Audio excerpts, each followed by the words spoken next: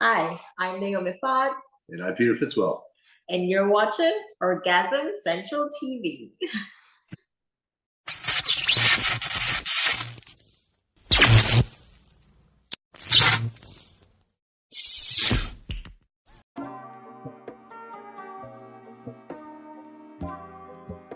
Well, I actually started first before he did.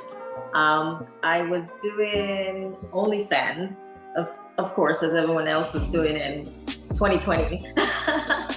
And I was promoting myself on Twitter, and I got a message from Brazzers. Yes. And they actually wanted, they sent me like a couple messages before I finally even email them back, because honestly I do not watch porn. We're used to, I make porn, I don't watch porn. So, and I didn't really watch like mainstream porn, so I didn't know about these companies, so I had no idea how big of a company it was. So I actually reached out to a friend that's in the industry, and she's the one that actually told me that, oh my god, you need to like, think about doing this, because this is like one of the biggest companies in the industry reaching out to you, and it's a great opportunity. And pretty much, I talked to Peter about it, and he said he would support me whatever I want to do. So I decided to do one scene with them to see how I felt about it. And I did that scene, and I had like a really good time. It wasn't really what I thought it would have been, like what people perceive it to be. It was, they take care of each other. It was fun. I had a great time. It was awesome, and I just continued. Yeah, we wound up having a Zoom meeting with them, and they went through everything that that was to be expected, and everything that they were going to do and stuff. And then right there towards the end of the Zoom meeting, he asked, because we're in the lifestyle, so we're swingers, and we had a lot of other swingers that we shot content with on a regular basis. So and we informed him of that, let him know. And at the end of the whole thing, the meeting, he goes, if you guys have any other really hot friends that you think might want to shoot for our company, you just let us know. And I went, me, right. I'll do it. Yeah. So they were like, all right, man, cool. So yeah, they got Naomi her scene first, and then shortly thereafter that they got me my scene. Shooting its first scene. And and that's how it started. Yeah, and the rest is history from there. We just kept going.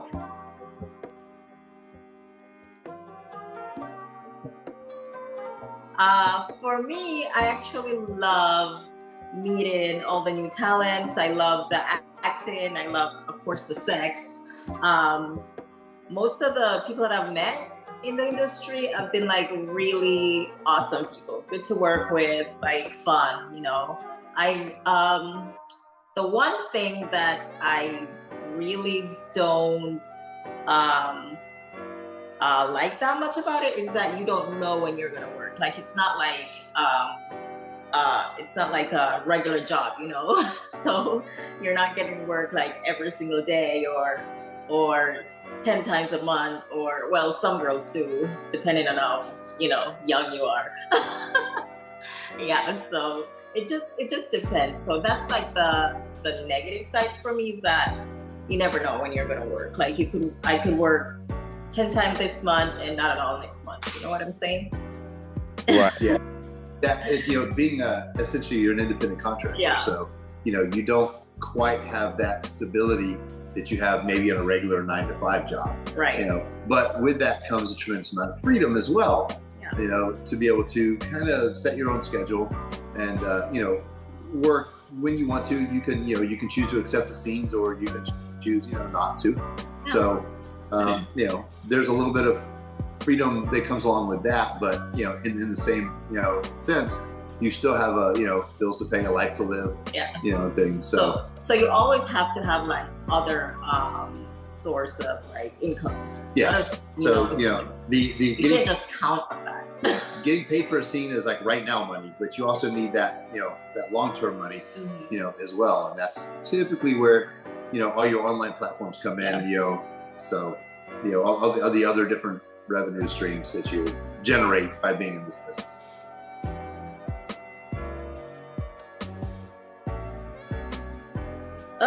My favorite scene was actually, I just did like my first boy, girl, boy scene, and for Team Ski, and it was with Peter Fitzwell. Yeah. And a guy that I'd shot with maybe 2 weeks before. So I collaborated with this guy, KB Snow, and 2 weeks before. So I was more comfortable. So it was a lot more fun because I'm comfortable with him. And then I've already shot with the other guy. And they're both like really cool. And, so I had a great time. And the producers, like, we've shot with them multiple times. And they're just fun. I had a great time. Yeah. I would have to say the same thing. Yeah, it was a per principal scene. Per principal for Team Ski. I've shot probably 30 of those, but that one was definitely one of the easiest ones I've ever done, and it flowed so well. Any time I get to work with my wife is a real blessing, and I think we've done 4 scenes together. Yeah. So. Yeah, and every one of them have just been fantastic. Yeah, I mean, they hesitate to shoot couples sometimes, in the industry because usually the guy's going to wind up having performance issues, or something. Yeah. So, but it's obviously that's not an issue with us, or sometimes they don't get along on set. Definitely not an issue with us. Mm-hmm. So anytime I get to work with my wife, I feel extremely blessed, and the scenes are just always fire. I mean, they really are. Yes. You can tell the chemistry's there. And we actually did the theme fuck scene. Yes. Yeah, we shot for CM Fuck too here very recently. Yeah. And, that was kind of out of our norm. Yeah. that pushed our boundaries a little bit, but I think it's good to do that because it kind of helps you grow and expand as a performer. So.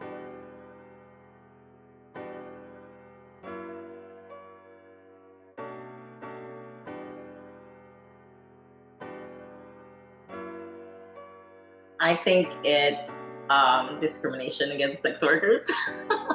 Yeah, the same people that will deny you those services will watch your videos. Exactly. Like you can go to a liquor store and buy alcohol that kills how many people per year? 88,000 people a year. Yeah.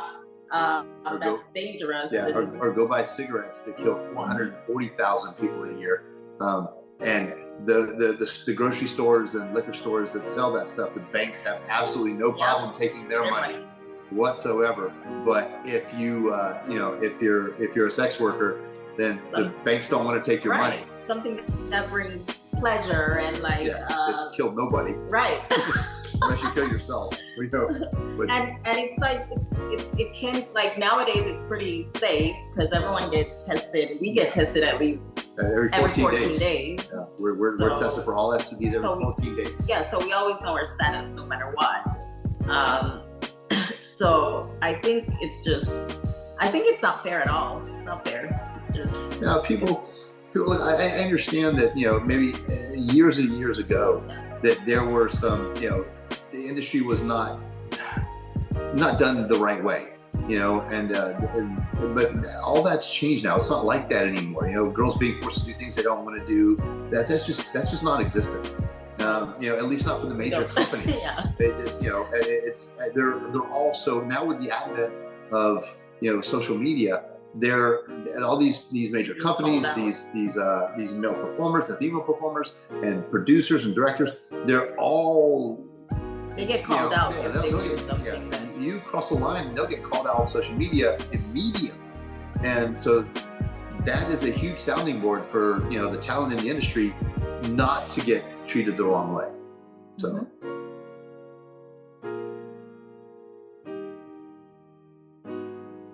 I think they need to be educated about the industry a bit more because people have this big misconception of what it is or how it's done.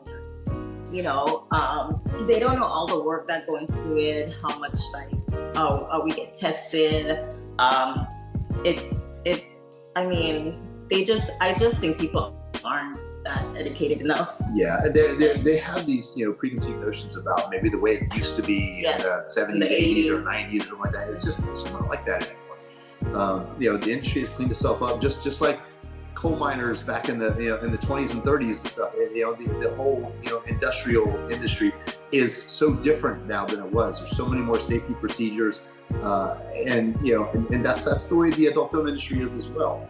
So we very much police the industry. We very much look after each other. I constantly during the scenes I ask my scene partners, are you okay? Are you good? And just to make sure that I'm not doing something that they don't want to be. We talk about it before. You tell me your do's and don'ts. Yeah. Well, and these are all things that we do to keep each other safe. We show each other our tests that we've taken. As far as our STD tests. So it is very much a huge push to keep the industry safe, to keep it both physically and mentally safe. So nobody's being forced to do anything that they don't want to do. Not with these major companies. With the major companies. No. I mean, there's some smaller companies out there that but But they get called out. Oh, absolutely. They get called out, especially on social media. So.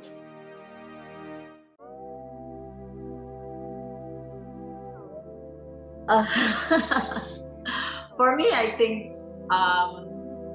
standing out, I feel like I have I'm very open. I have this presence about me where I'll try new things. I won't deny a seed unless I'm a bit uncomfortable. Plus, they put me as a MILF for the obvious reasons. But I don't know, I have fun with my work. I enjoy the people around me.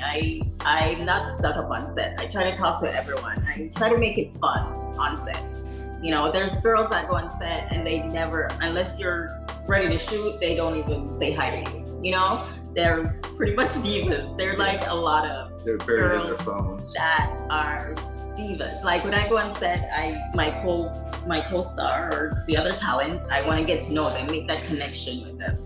That way the scene looks more, genuine. It's more genuine and it flows easy because we have this connection. Yeah, I think the difference between us and some of the talent out there, certainly not all, but because we came from the lifestyle or swinging lifestyle, that it's people have a tendency to think that being a swinger is just about sex with other people, and nothing's further from the truth. Yeah, nothing's further from the truth. It's being a swinger is more about fostering relationships and more about making connections and friendships and stuff. And those are the things that we try to to do in the industry as well. Even if it's just for that 4 to 6 hours you're going to be shooting that video, I still like to have a connection with the person that I'm shooting with. I still want to. I'm more interested in getting to know them as a person to create a great scene, to have that little bit of a connection. And I think that's one of the things that make us stand out, in this industry, as opposed to, maybe some other ones who are just there to collect a paycheck. Yeah, the paycheck. We actually have fun on set. Yeah. We make it fun. We make work fun. Right.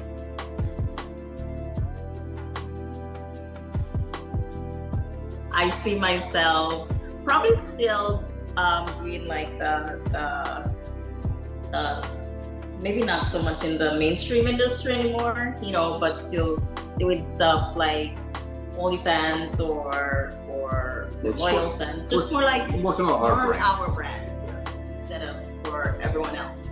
And just doing more fun stuff, traveling, maybe. Yeah, I've already retired from one job, so and we've done some traveling to to Thailand, Vietnam, and stuff, and that was incredible. I